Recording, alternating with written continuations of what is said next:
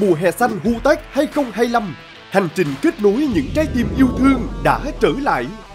Chiến sĩ Hu Tết với những bước chân không mỏi, sẵn sàng vác ba lô lên, mang theo tinh thần xung kích, nhiệt huyết tuổi trẻ, năng động sáng tạo, trách nhiệm với cộng đồng. Từ các địa bàn tại thành phố Hồ Chí Minh đến các tỉnh miền Tây và Tây Nguyên, mỗi điểm đến là một trải nghiệm để bạn trưởng thành và lan tỏa yêu thương.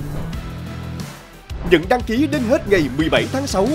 Nhanh chân ghi danh để mùa hè thêm phần ý nghĩa bạn nhé!